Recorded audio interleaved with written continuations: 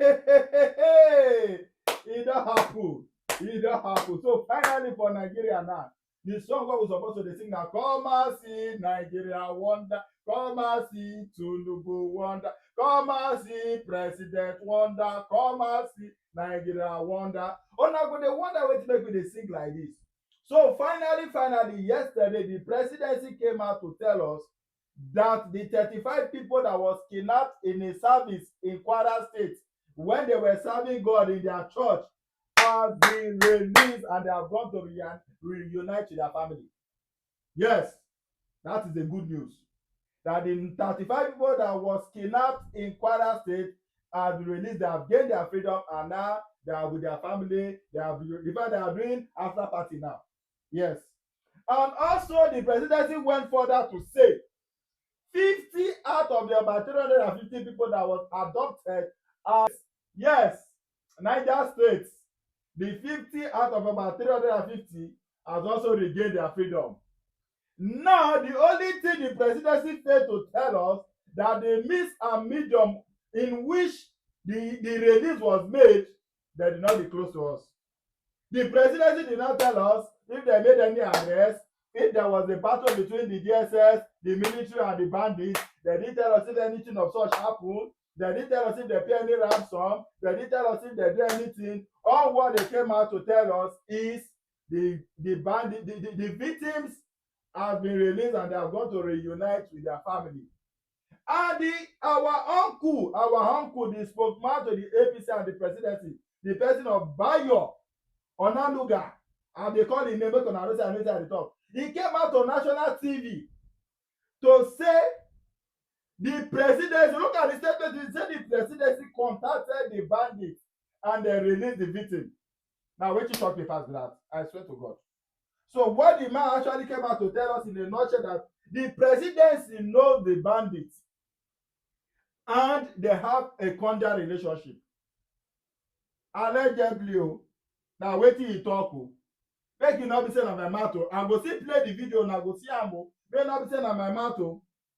Uncle Bayo came outside to tell us that the presidency contacted the bandits.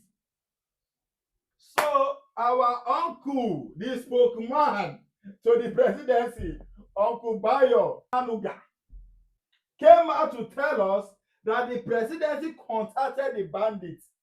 So my question is this, and from that statement you will understand that the bandit and the presidency, they have a cordial relationship. Allegedly o, no be my mouth o. Na wetin he talk I dey repeat o. Say the presidency contacted them. So what it means that the presidency, after everything, after all back and forth, the presidency just carry a phone.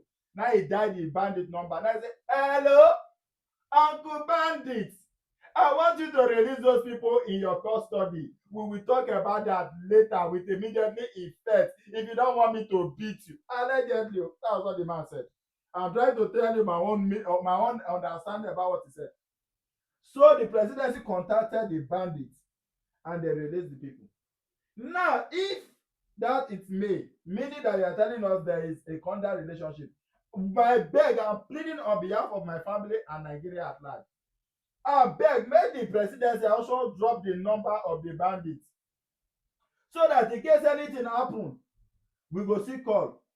Say hello, just like the word they use, he contacted, we'll see contact them. Hello, please o, we are calling on behalf of the presidency, please, our brother now you kidnap, help us drop am. Because I no understand this country una go dey fool us for no reason.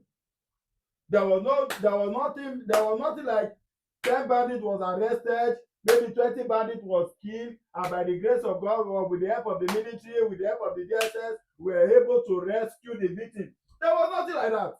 The man only came out to tell us that the presidency contacted. Now the word contacted, now they pay me. Contacted the bandit, like he called them for phone and they released am. So if the presidency can be contacting the bandit for so many years, wetin make dem never dey contact them? Why you say na now im presidency go contact the bandit? So presidency was waiting, Tinubu was patiently waiting. That you know when the Bible say, when they tell Jesus Christ make he do miracle, Jesus Christ say my time has not come. So the Tinubu say no, my time has not yet come. When my time come, I will perform miracle. So Tinubu perform miracle by contacting the bandits, and by the grace of God, with the help of Tinubu, all the victim was released. Glory be to God. Say, una no go stop to dey fool us for this social media space, for this internet, for this media space. Una no go stop to dey fool us until we Nigerians understand and stand up that this country belongs to nobody, belongs to every one of us. Na that time, all this lie wey dem dey sell to us, dem go stop to dey sell am. Make e no be like say na my mouth you dey watch the video. Make e no be like say na my mouth say you dey here. I go play the video now. I go play am. Make you come back to the comment section.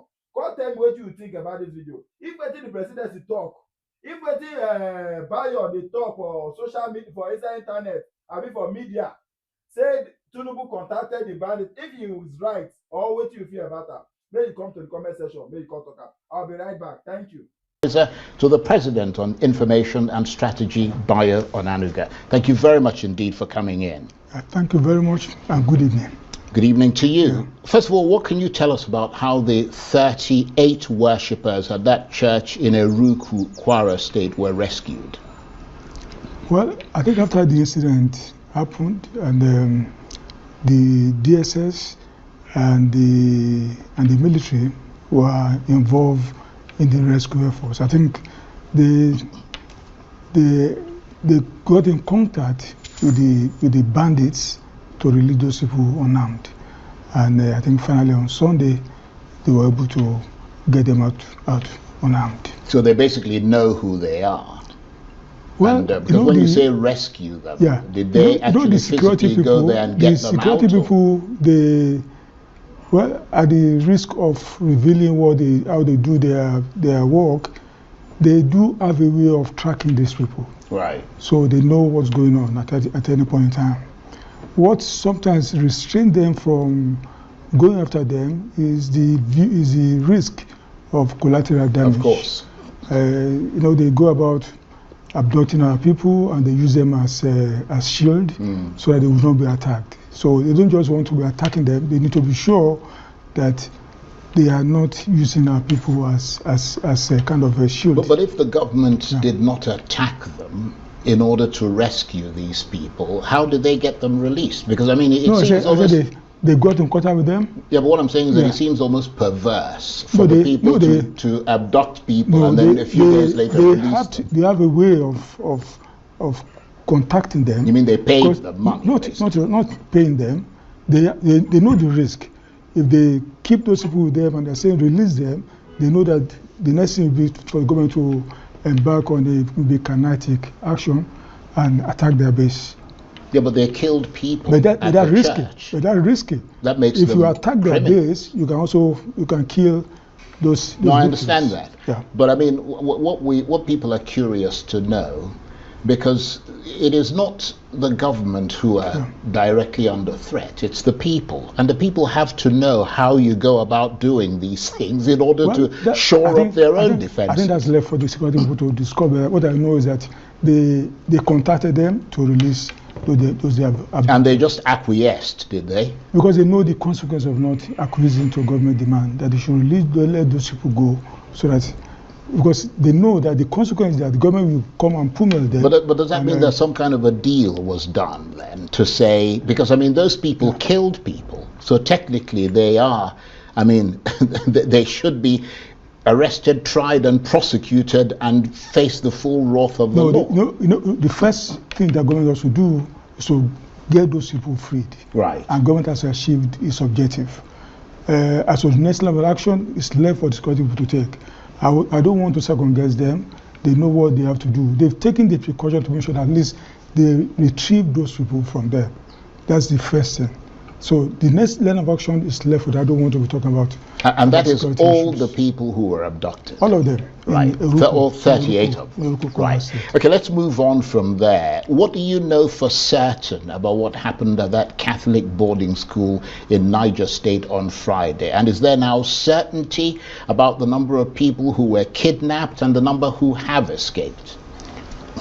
Well, the 51 people or students who the Catholic bishop, the CAN chairman in Niger said had been, I use the word recovered.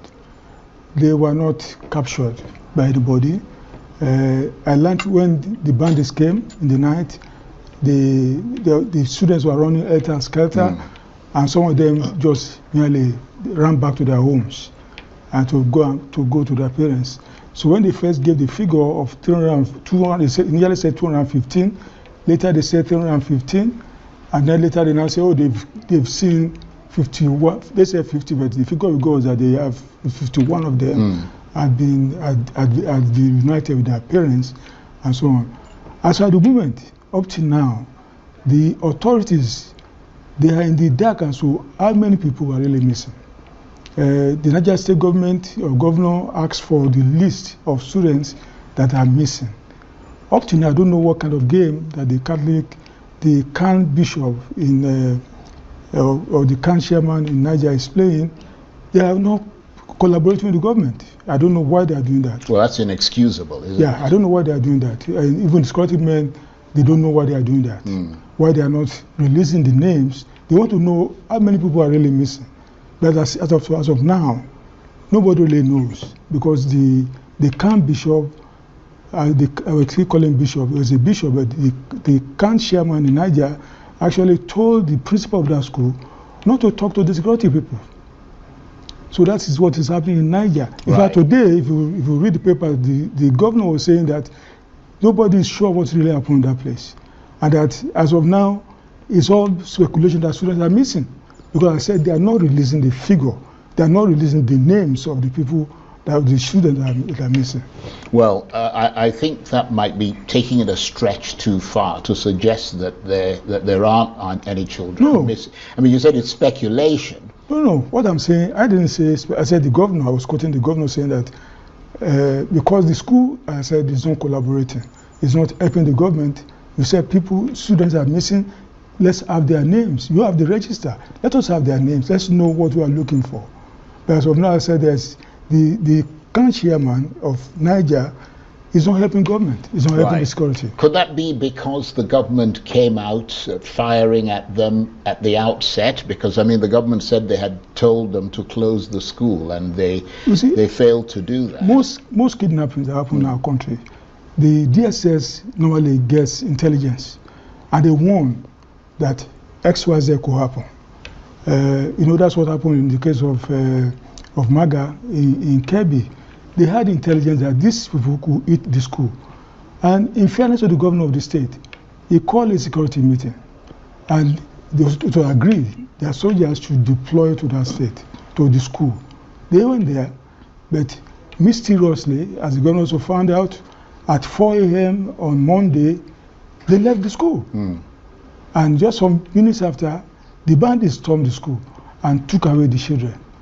So the governor, as I said, I'm quoting the governor, he suspected some sabotage. That who was the person who asked the soldiers to leave the school? But the president must have been briefed on that. Yeah, of course, the president was briefed. And I can assure you that even the military authorities are probing what really went wrong. And there will be consequences. They've already arrested all of them. Right. They've arrested all of them. They need to explain why did they leave the school at that moment in time. And reporters who are there in Niger State, adding to the point that you're making, say they've spoken to the parents of many of the children who've been abducted, and none of them have confirmed being reunited with their children, the ones who've supposedly escaped. So there seems to be a lot of confusion and uncertainty still. You see, the school and the Khan of Niger, they need to come clean about some of these things. The government wants to help, but you are trying to keep information away from government. What for? Yeah, but what is really the agenda of Khan? In those circumstances, the government has a right to forcibly get that information out of them, doesn't it? No, what I learned was this. The governor of the state, the government, let me say the government of the state, when they had intelligence that they were going to attack schools in the state, they told school proprietors to shut down schools. But this school, they don't shut down. And this didn't happen. According to what I learned from the security briefing that Mr. President had, the school was not saying they didn't send them a memo, a written memo that they shut down the school. What kind of thing is that? The authority can give a verbal instruction. Of course. It's an emergency. In such a situation. Yeah, can give, but they're saying they didn't have any written written memo to colonize the school. But some of the schools shut down on the basis of what government told them to do. So, and this is a